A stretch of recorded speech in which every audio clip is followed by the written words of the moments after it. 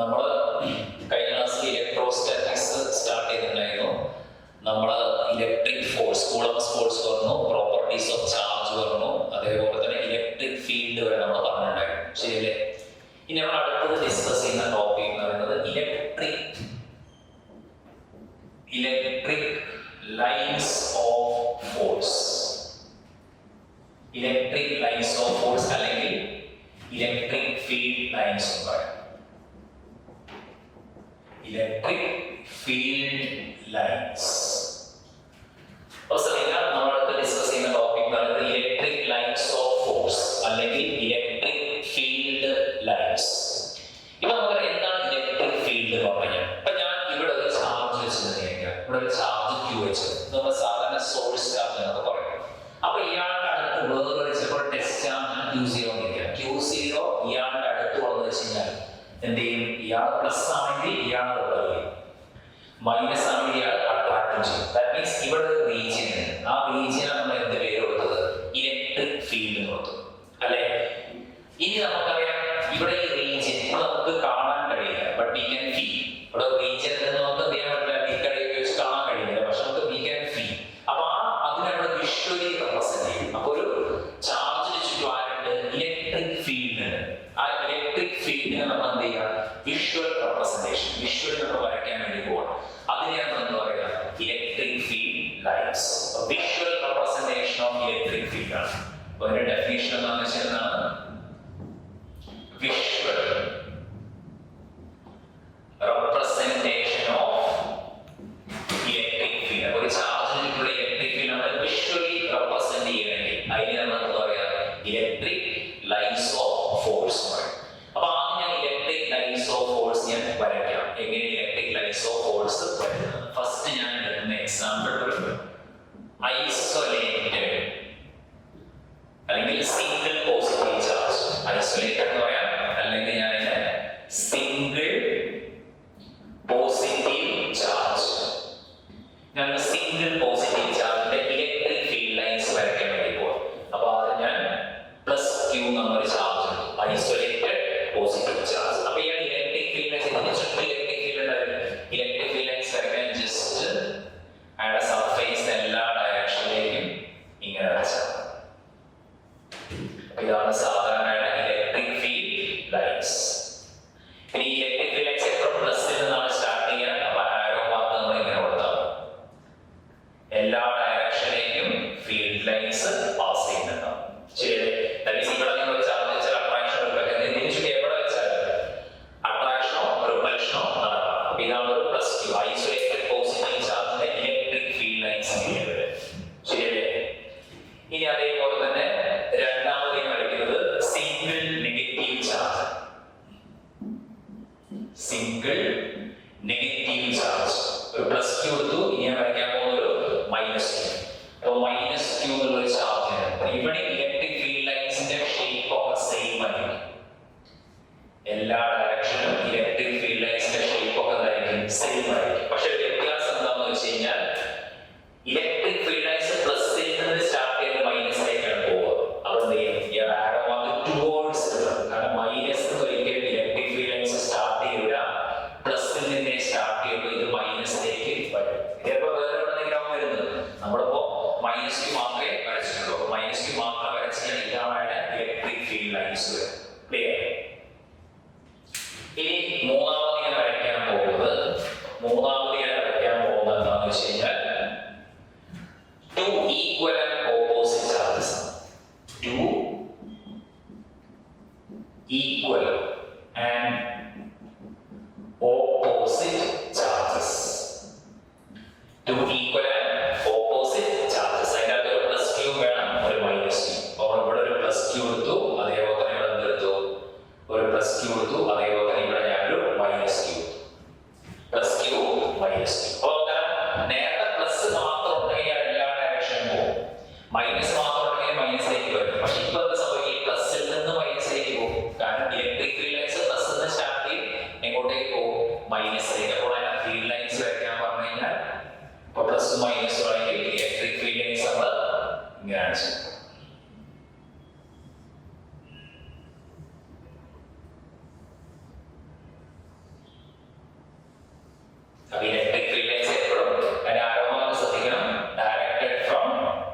Positive to negative. Electric field lines from positive to negative. ശരിയല്ലേ? അപ്പൊ അത് plus എന്ന് സ്റ്റാർട്ട് ചെയ്യും, അതേപോലെ തന്നെ ഇവിടെ പോയി അവസാനിക്കും മൈനസ്. പ്ലസ് മാത്രമാണെങ്കിൽ എല്ലാ ഡയറക്ഷനിലും പോയി, മൈനസ് ആണെങ്കിൽ എല്ലാ ഡയറക്ഷനിലും വരും. പക്ഷെ പ്ലസും മൈനസും വെച്ചത് പ്ലസ് എന്ത് ചെയ്യും, ഇയാൾക്ക് ഇങ്ങോട്ട് പോകാൻ പറ്റില്ല. ഇങ്ങോട്ട് പോകണമാണ് ഇയാൾ ഇങ്ങോട്ടേക്ക് അട്രാക്ട് ചെയ്യും. ശരി, ഇങ്ങോട്ടേക്കുള്ള ഫീൽഡ് ലൈൻസിന് ഇങ്ങോട്ട് അട്രാക്ട് ചെയ്യും. ആ പ്ലസ് എന്ന് മൈനസിലേക്ക് പോകും. ശരിയല്ലേ? ഇനി അതേപോലെ ഒരു കേസ് കൂടി നമ്മൾ പഠിക്കാനുണ്ട്, ഫോർത്ത് കേസ്. ഫോർത്ത് കേസ് എന്താ വെച്ചാൽ ലൈറ്റ് ചാർജസ്. ലൈറ്റ് ചാർജസ് എന്ന് പറഞ്ഞാൽ ഇത് പ്ലസും മൈനസും അല്ലെ, ഒന്നൊരു രണ്ട് പ്ലസ് എടുക്കുക അല്ലെങ്കിൽ രണ്ട് എടുക്കുക മൈനസ്. പ്ലസ് എടുത്തു കഴിഞ്ഞാൽ ഒരു പ്ലസ് ക്യൂ ഞാൻ ഇവിടെ എടുത്തു വിചാരിക്കാം, അടുത്ത പ്ലസ് ക്യൂ ഞാൻ ഇവിടെ എടുത്തു വിചാരിക്കാം. ശരിയല്ലേ?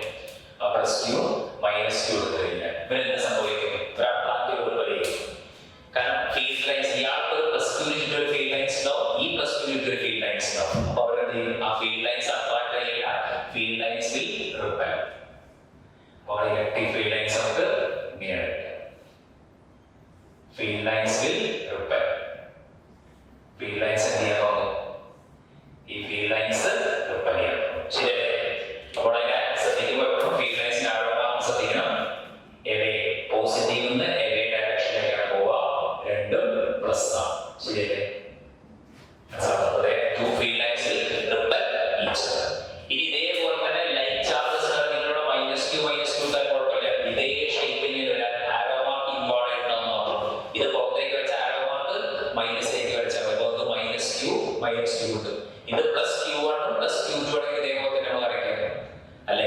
അപ്പൊ ഇതിനെ നമ്മൾ എന്താണ് visual representation of electric field എന്ന് പറയുന്നത്. ശ്രദ്ധിക്കുക, ഒരു ചാർജിന് ചുറ്റുമുള്ള ഒരു റീജിയൻ, അതിനെ നമ്മൾ ഇലക്ട്രിക് ഫീൽഡ് എന്ന് പറയാം. ആ ഇലക്ട്രിക് ഫീൽഡ് നമ്മൾ വിഷ്വലി റെപ്രസെന്റ് ചെയ്യുന്നതിനെ നമ്മൾ പറയാം ഇലക്ട്രിക് ലൈൻസ് ഓഫ് ഫോഴ്സ് അല്ലെങ്കിൽ ഇലക്ട്രിക് ഫീൽഡ് ലൈൻസ്. ഒരു ഐസൊലേറ്റഡ് പോസിറ്റീവ് ചാർജ് ആണെങ്കിൽ ഇതാണ് ഫീൽഡ് ലൈൻസിന്റെ ഷേപ്പ്. സിംഗിൾ നെഗറ്റീവ് ചാർജ് ആണെങ്കിൽ നെഗറ്റീവിലേക്ക് വരും. ടു ഈക്വൽ ഓപ്പോസിറ്റ് ചാർജസ് ആണെങ്കിൽ പ്ലസ് എന്ന് സ്റ്റാർട്ട് ചെയ്യും, മൈനസ് പോയി അവസാനിക്കും. ശരിയല്ലേ? ഈ രണ്ടും ലൈറ്റ് ചാർജസ് ആണെങ്കിൽ ഈ രണ്ട് ഫീൽഡ് ലൈൻസ് ഒരിക്കലും അട്രാക്ട് ചെയ്യില്ല, ശരിയല്ലേ? അപ്പൊ ഇത് വെച്ചാണ് നമ്മൾ സാധാരണ ഇയാൾക്ക് കുറെ പ്രോപ്പർട്ടീസ് ഉണ്ട്. മെയിൻ ആയിട്ട് പഠിക്കേണ്ടത് ഈ ഫീൽഡ് ലൈൻസും അതേപോലെ തന്നെ ഈ ഇലക്ട്രിക് ഫീൽഡ് ലൈൻസിന്റെ പ്രോപ്പർട്ടീസ് ആണ് നമ്മൾ മെയിൻ ആയിട്ട് പഠിക്കേണ്ടത്. അപ്പൊ അങ്ങനെ ഇതിന്റെ പ്രോപ്പർട്ടീസ് ആണ് പറയുന്നത്. ശ്രദ്ധിക്കുക, ഇമ്പോർട്ടന്റ് ആണ് പ്രോപ്പർട്ടീസ്.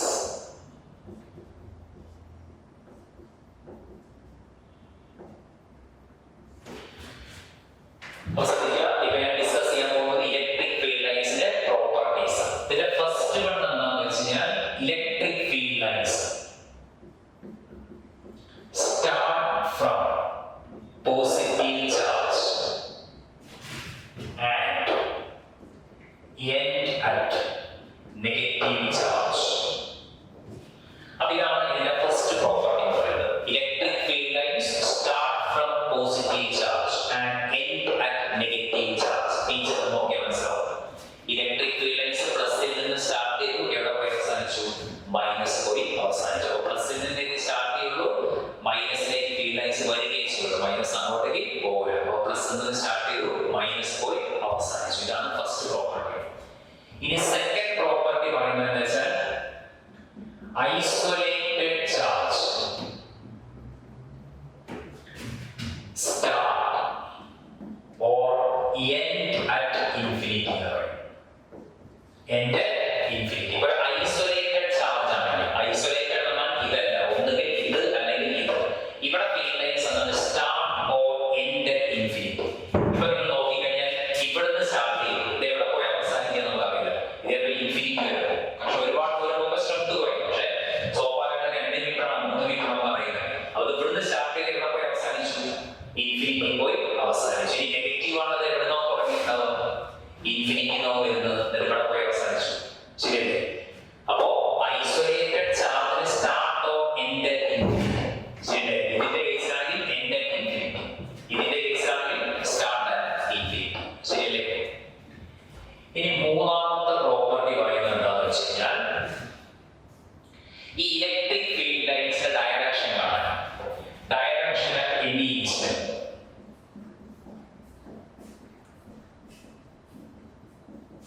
Direction any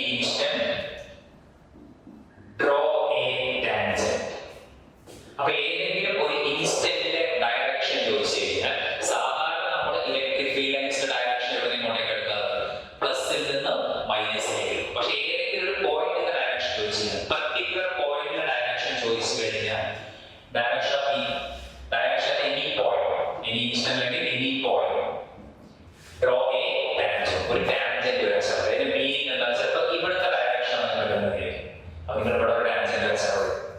ഇനി ഈ ഒരു പോയിന്റിലെ ഡയറക്ഷൻ കിട്ടുന്നത്, ഈ ഒരു പോയിന്റിന്റെ ഡയറക്ഷൻ ഉണ്ടെങ്കിൽ നിങ്ങൾ അവിടെ ഒരു ടാൻജന്റ് വരച്ചാൽ മതി. അപ്പൊ ഏതെങ്കിലും ഒരു ഇൻസ്റ്റന്റിന് ഈ ഒരു ഇൻസ്റ്റന്റിന് ഇവിടെ ഒരു ടാൻജന്റ് വരും. അപ്പൊ ഏതെങ്കിലും ഒരു ഇൻസ്റ്റന്റിലെ അല്ലെങ്കിൽ ഏതെങ്കിലും ഒരു പർട്ടിക്കുലർ പോയിന്റിന്റെ ഡയറക്ഷൻ ചോദിച്ചു കഴിഞ്ഞാൽ ആ പോയിന്റിൽ നിങ്ങൾ ഒരു ടാൻജന്റ് വെക്കുക. അതായിരിക്കും ഇലക്ട്രിക് ഫീൽഡ് ലൈൻസിന്റെ direction. Clear?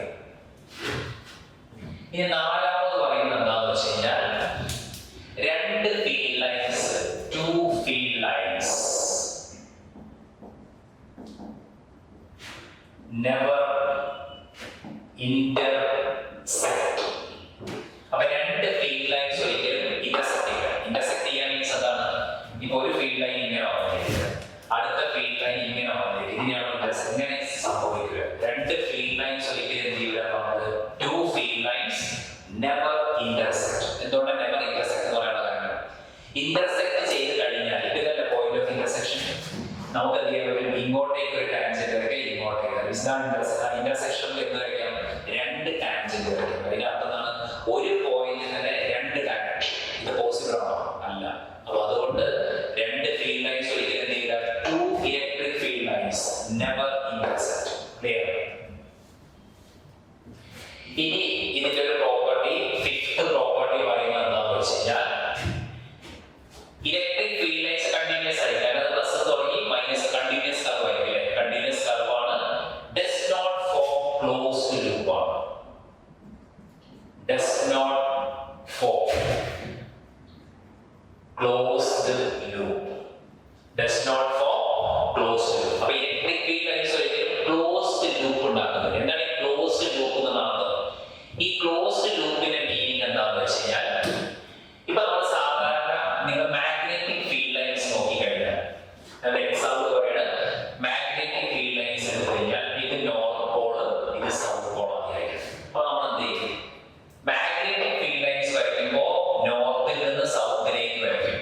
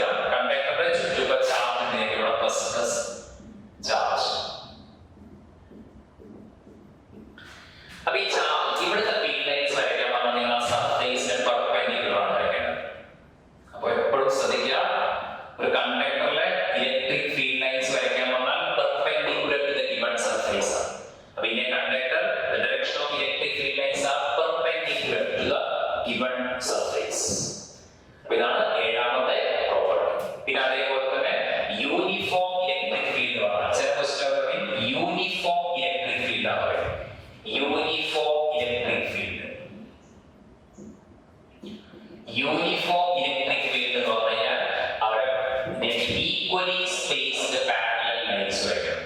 Equally spaced parallel lines, space equally spaced parallel lines ഇങ്ങനെ വരച്ച് ഞാൻ this is indicating uniform electric field ആണ്. അപ്പൊ യൂണിഫോം ഇലക്ട്രിക് ഫീൽഡിലെ ലൈൻസ് ഈക്വലി സ്പേസ്ഡ് പാരലൽ ആണ്. ശരിയല്ലേ?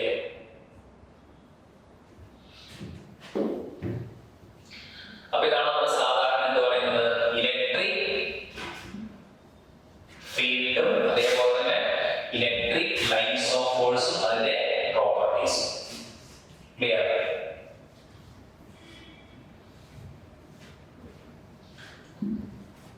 ഇനി നമ്മൾ അടുത്തത് ഡിസ്കസ് ചെയ്യാൻ വേണ്ടി പോകുന്നത് ഇലക്ട്രിക് ഡൈപോൾ ആണ്. ശ്രദ്ധിക്കുക, നമ്മൾ ഇനി അടുത്തത് ഡിസ്കസ് ചെയ്യാൻ വേണ്ടി പോകുന്ന ടോപ്പിക് ആണ് ഇലക്ട്രിക് ഡൈപോൾ. ഡൈപോൾ എന്നർത്ഥം ടു എന്നർത്ഥം, ടു പോൾ. അപ്പൊ ഇലക്ട്രിക് ഡൈപോൾ എന്താണെന്ന് വെച്ചാൽ സിംപ്ലി ഇലക്ട്രിക് ഡൈപോളിന്റെ ഡെഫിനിഷൻ വെച്ചാൽ two equal and opposite charges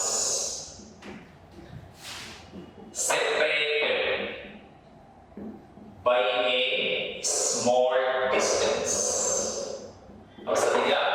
ഇതാണ് ഒരു ഇലക്ട്രിക് ഡൈപോളിന്റെ ഡെഫിനിഷൻ. അപ്പൊ ഇലക്ട്രിക് ഡൈപോളിന്റെ ഡെഫിനിഷൻ എന്ന് വെച്ചാൽ two equal and opposite charges separated by a small distance. ഇത് -2 ഇങ്ങനെയൊക്കെ, ഇത് -2, ഇത് ഞാൻ +2. രണ്ട് ഈക്വൽ ആൻഡ് ഓപ്പോസിറ്റ് ചാർജ് ആയത് two equal and opposite charge separated by a small distance. ഈ ഡിസ്റ്റൻസ് നമ്മൾ എപ്പോഴും കൺവീനിയൻസിന് വേണ്ടിയിട്ടാണ് 2a എടുക്കുന്നത്. a എടുത്താൽ കുഴപ്പമില്ല, പക്ഷെ നമുക്ക് രണ്ട് ഡെറിവേഷൻ വരുന്നുണ്ട്. ആ സമയത്ത് മിഡിൽ നിന്നാണ് ഡിസ്റ്റൻസ് എടുക്കുക. അപ്പൊ a എടുത്തു കഴിഞ്ഞാൽ ഡെറിവേഷൻ a/2. അപ്പൊ കാൽക്കുലേഷൻ കുറച്ച് കോംപ്ലിക്കേറ്റഡ് ആവും. അപ്പൊ അത് ഒഴിവാക്കാൻ വേണ്ടിയിട്ടാണ് അവർ 2a എടുക്കുന്നത്. ഇപ്പൊ a എടുത്താലും കുഴപ്പമില്ല, ശ്രദ്ധിക്കുക.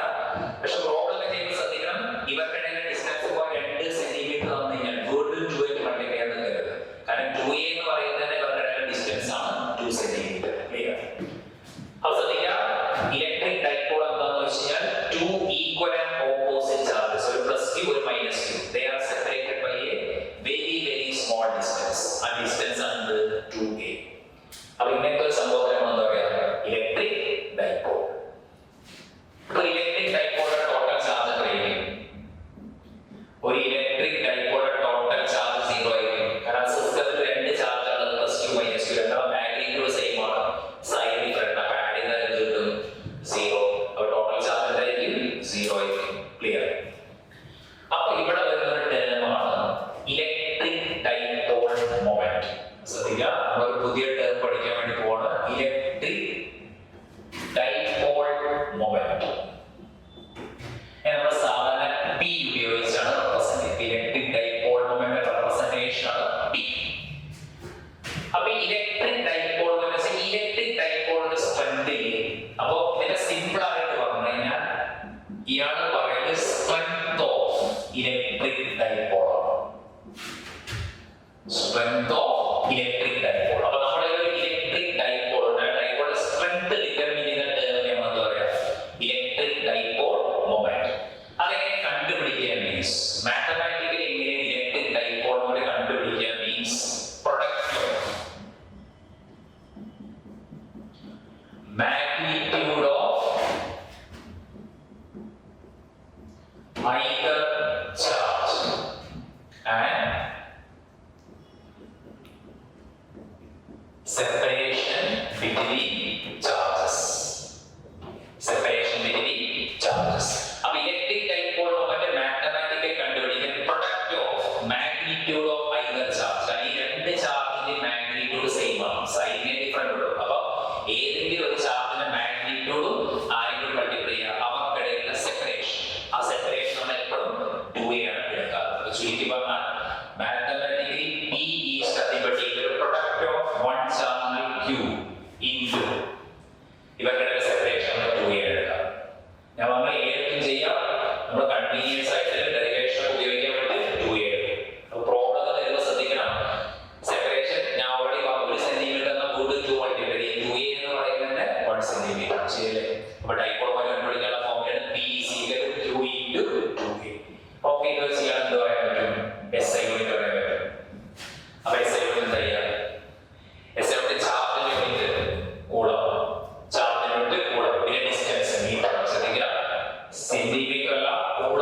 മീറ്റർ ആണ്. അപ്പൊ SI യൂണിറ്റ് എന്ന് പറയുന്നത് കൂളം മീറ്റർ. ശരിയല്ലേ? ഇനി ഇയാളുടെ ഡയമെൻഷൻ. ഇയാളുടെ ഡയമെൻഷൻ കൂളം എന്ന് പറഞ്ഞാൽ 80 ആംബിയർ ഇൻടു ടൈം അല്ലെ, ലെങ്തിന് N. അപ്പൊ 80 L വരും ഇലക്ട്രിക് ഡൈപോൾ മൊമെന്റിന്റെ ഡയമെൻഷൻ. ക്ലിയർ? ഇനി നിങ്ങൾ ശ്രദ്ധിക്കേണ്ട കാര്യം, ഇലക്ട്രിക് ഡൈപോൾ മൊമെന്റ് ഒരു വെക്റ്റർ ക്വാണ്ടിറ്റിയാണ്. ഇലക്ട്രിക് ഡൈപോൾ മൊമെന്റ് എന്താണ്? ഒരു വെക്റ്റർ ക്വാണ്ടിറ്റിയാണ്. ഇലക്ട്രിക് ഡൈപോൾ മൊമെന്റ് സ്കാലർ അല്ല, വെക്റ്റർ ആണ്. ആ വെക്റ്റർ ആയിട്ട് ഒരു ഡയറക്ഷൻ ഉണ്ടാവില്ലേ? അപ്പൊ ഇയാളുടെ ഡയറക്ഷൻ നമ്മൾ ശ്രദ്ധിക്കണം. ഇയാളുടെ ഡയറക്ഷൻ, കാരണം മാഗ്നിറ്റ്യൂഡ് കാണാനാണെങ്കിൽ ഏത് ഫോർമുല ഉപയോഗിച്ചാൽ മതി? Q into 2A. അപ്പൊ ഈ ഫോർമുല ഉപയോഗിച്ചാൽ നിങ്ങൾക്ക് മാഗ്നിറ്റ്യൂഡ് മാത്രമേ കിട്ടുള്ളൂ. പക്ഷെ ഇയാൾക്ക് എന്തുകൂടിയുണ്ട്? ഡയറക്ഷൻ. ഡയറക്ഷൻ കാണാൻ നമ്മൾ negative charge to positive charge. ശ്രദ്ധിക്കണം.